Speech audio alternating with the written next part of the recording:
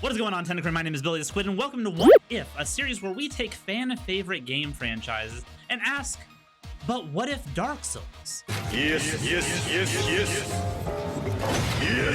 And Pokemon Legends Arceus is finally out for the world to enjoy. And from everything we've seen about the game so far, it seems like it is finally time for the Pokemon franchise to bust out of that shell, break away from the tried and true formula that these titles have had, and they're finally willing to experiment with new genres and new things within the Pokemon universe. I think it is a great thing, and it got me thinking, why not? Why shouldn't Pokemon be Souls-like? So let's dive in. So to kick things off, I think we need to define what a Souls-like is, since gaming journalism has diluted the term to any game with an above average difficulty.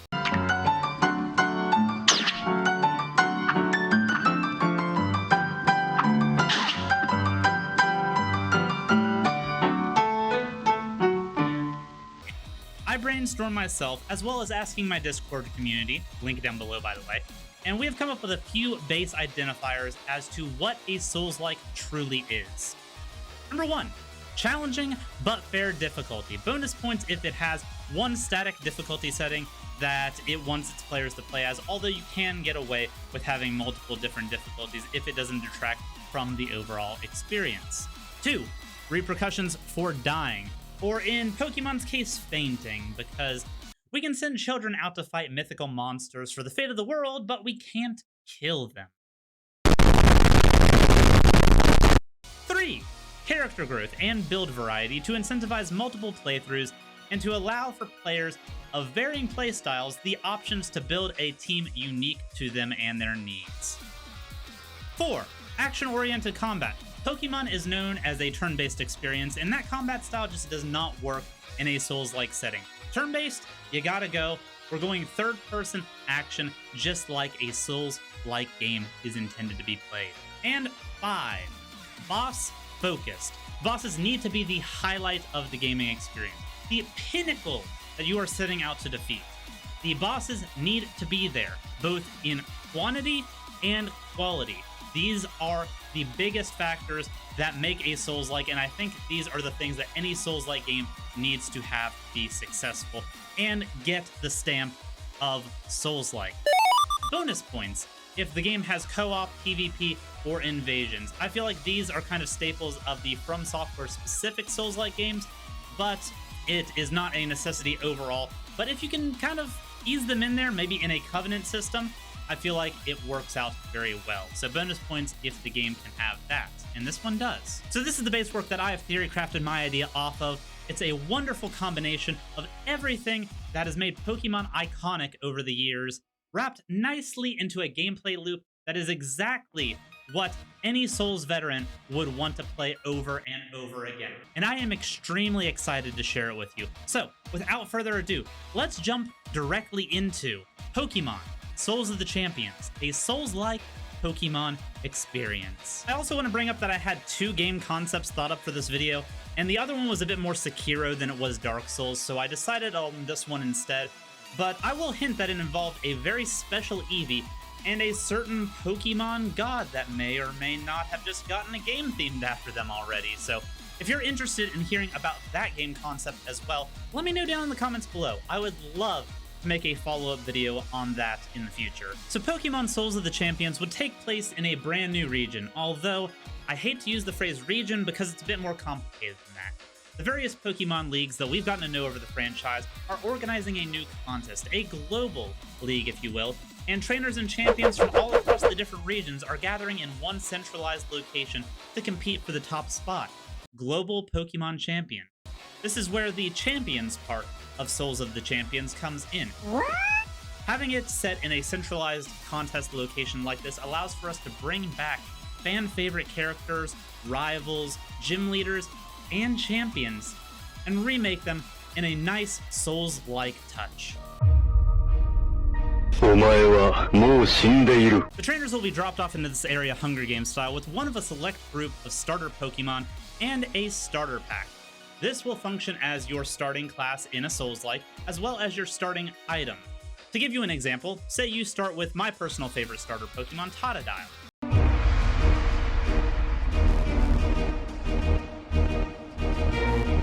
take leftovers as your starting item, giving the little guy just a little bit of an edge in sustainability, as the leftovers will heal him periodically over time. The competition's objectives are simple. Each trainer must raise a team from scratch and work their way through 4 separate areas, each with their own unique challenges and champions, before they are allowed to enter the Elite Zone, where the top-tier champions will duke it out, as well as where some of the most fearsome Pokemon will reside.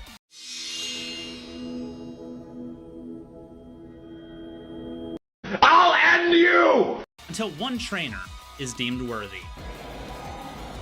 There can be only one.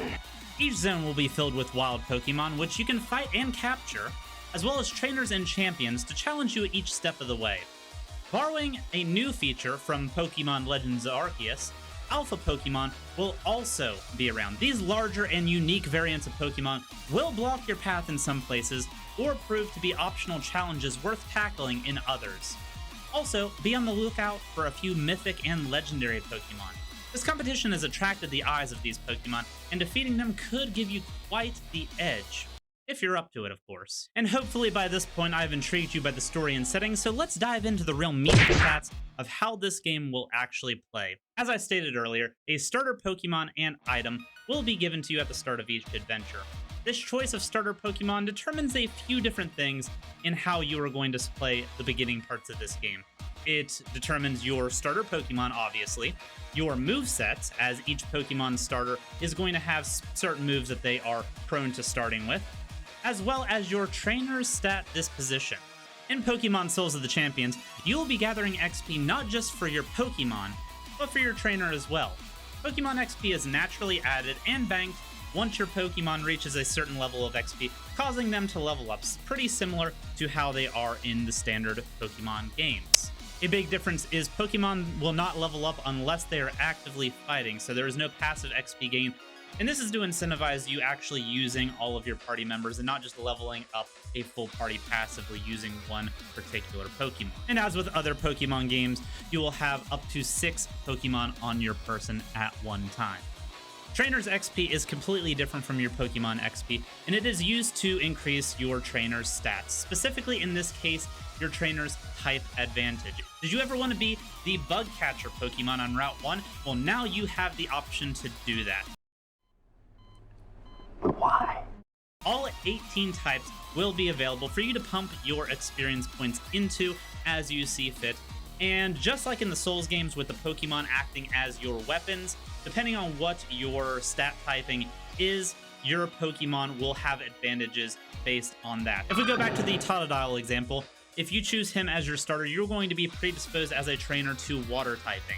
And this is going to not only increase your Totodile stats, but it is also going to increase his moves, water-based moves in particular. Stat bonuses are still going to be in the game, so if you are a water-type trainer with a water-type Pokemon, using a water-type move, you are going to get massive returns. And Pokemon are going to scale differently in this game.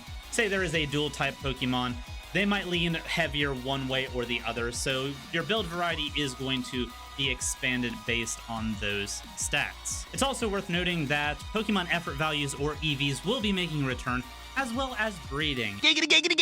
Giving all of y'all that enjoy min-maxing these kinds of games for a slightly more competitive scene, something to grind for, as well as shiny hunting.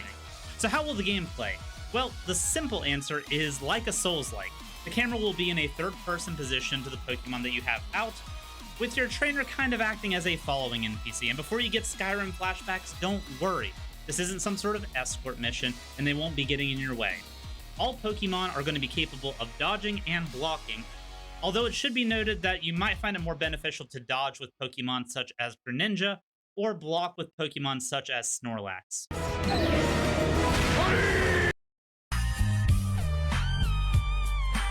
Stamina will need to be managed between dodging, sprinting, and attacking, much like in the Souls titles, but unlike the Souls titles, there will be no FP bar or any kind of stat in that regard, and instead the game will focus on a cooldown system for its attacks.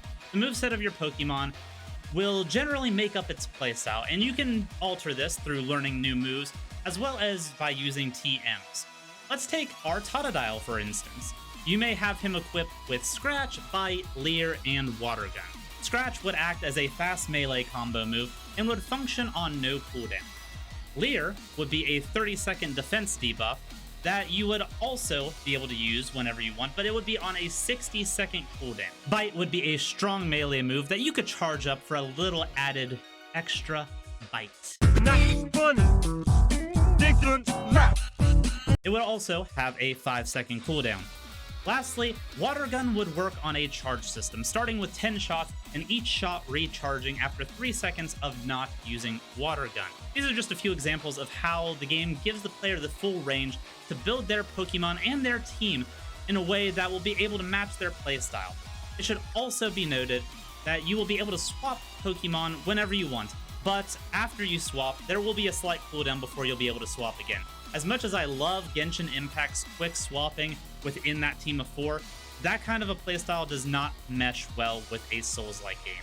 Typing would be unaffected from what you're used to in the Pokemon game, so all of your advantages and disadvantages that you've come to know, love, and memorize will still be present, including flying types being immune to ground type attacks. One thing I did want to mention though, for this theory craft, water typing was difficult. These Pokemon proved to be a challenge for me to think of how they would actually work conceptually. Because on one hand, most water types would not be able to function on land, being most of them are fish. And on the other hand, a lot of other types of Pokemon, and the trainer specifically, would not be able to function in a water setting, whether it be on the surface of the water or in some sort of underwater segment. So conceptually, this was quite difficult for me. And I could have always limited the water type Pokemon to the ones that could function on land, like Squirtles and Croconaws and stuff like that, but I didn't feel like that was fair to the water typing, and I think it would limit the pool of Pokemon a bit too much, no pun intended. You sit on a throne of lies. So what I am instead opting for with this theory craft would be, like you are seeing on screen, with the Pokemon kind of floating free above the ground, whether it's in a water setting or not. Now, they would not get the bonuses that a flying type would, but this will at least allow us to be able to use them in other areas outside of a water-specific area, and it was the best solution that I could come up with. With all this in mind, this game is meant to be difficult, Souls-like difficult, fair difficult. Now, I know the Pokemon games are built around type versus type matchups, and one-shots are kind of the norm, but for a Souls game, I feel like one-shots, I don't find them very engaging. I oftentimes find them just simply frustrating due to it being hard to be able to learn from a one-shot. So while Pokemon can potentially faint very, very quickly in Pokemon Souls of the Champions, one-shots will be reserved for very high telegraph moves, and most often these moves will be used by alpha Pokemon or bosses. And a Souls game would not be a Souls game without bosses, and these fights are going to come in a few different flavors: wild bosses and champions. Wild bosses will be extremely difficult single enemies or small groups of Pokemon. Pokemon that are so powerful that they will take your entire team to be able to thwart them. Oftentimes these Pokemon will be your alpha Pokemon, mythics, or your legendaries. For instance, one boss could be in an island surrounded by a deep lake holding the red Gyarados. Red Gyarados would be your boss for that area, and you would need your team to fell him. Another could be a scenic point. Let's take, for instance, a high treetop or the peak of a mountain.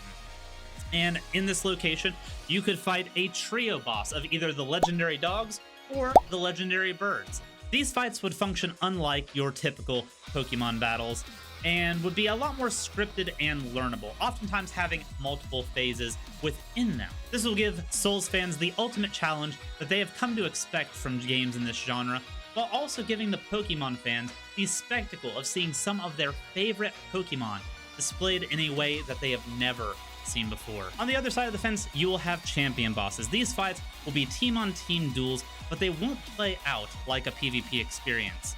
Each champion's team will be made up of exclusively unique Pokemon, unlike anything that you have seen out in the wild or anything that you have seen fighting trainers up until this point. They will act as multiple phase boss encounters, and learning their moves and finding the proper answers to these moves will mean just as much as your skill within the fight. And now let's do a quick speedrun of all the Souls-like features that you can expect from Pokemon Souls of the Champions. As stated earlier, I feel that these games require a penalty upon failure, and upon each individual Pokemon fainting, a small amount of their XP bar will be reduced. Revives are rare in this game, so swapping your Pokemon out before they faint is going to be the key to success and your team moving forward. If by some unfortunate circumstance you completely team wipe, then all of your Pokemon will have their XP bar reduced to 0, but don't worry, you can't revert in levels, so that's as far back as it'll go. Seems a bit drastic. You will also lose out on all of your trainer XP, but the good news is if you're able to fight your way back to where you were and defeat the Pokemon or capture the Pokemon that fainted your team, then you will get all of your trainer XP back. You only get one chance at this, so make it worth it. Potions will be refilled at each Pokestop, which will act as your bonfires, and as you find more potion bottles throughout the open world, then you will have more potions to be able to carry with you, acting as an Estus flask. Co-op tickets may be purchased, allowing you to bring in a co-op partner for a certain amount of time. The stipulation being that if you have a co-op partner in your world, each one of you only gets access to 3 Pokemon. It should also be noted that if the host of that session happens to have all of their Pokemon wipe and faint, then it is a loss, things are reset, and it is treated as a complete team wipe, with all of the negative benefits that come with that. And there will be PvP. PvP will take place both in arenas and in open world PvP. Arenas will function just like you think they would. You go in, you do a standard duel type fight. It is very fun. It is very simple. It is effective. Arenas are a staple of Pokemon. They are not going anywhere. But open world PvP is something new, and this is all going to be faction based. Each one of the zones is going to have a different faction that you can align yourself with, and those factions effectively act as defenders for those zones. And don't worry, you would be able to toggle this on and off if you just wanted a single player experience without the online functionalities. That is an option. Also keep in mind, Team Rocket will be a faction in this game, and they can invade anywhere in any one of the zones. Prepare for trouble! Make it double! But they can also be countered by an item that a host can purchase that will summon the Poke Police, another faction, to run off whatever Team Rocket is doing in that zone. Look! That's Team Rocket's balloon! Arcanine! Flamethrower!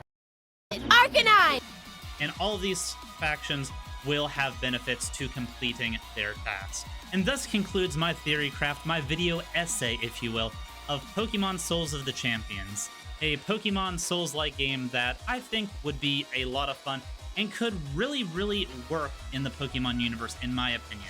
But what is your opinion? Do you think this type of game is viable within the Pokemon universe? Would you play a game like this? If you don't think it would work, tell me why down in the comments below. As always, we're making Souls-like content on this channel, so don't forget to subscribe. If you liked the video, please like it. If you disliked the video, please dislike it. And until next time, Tentacruel, much love. Bye-bye.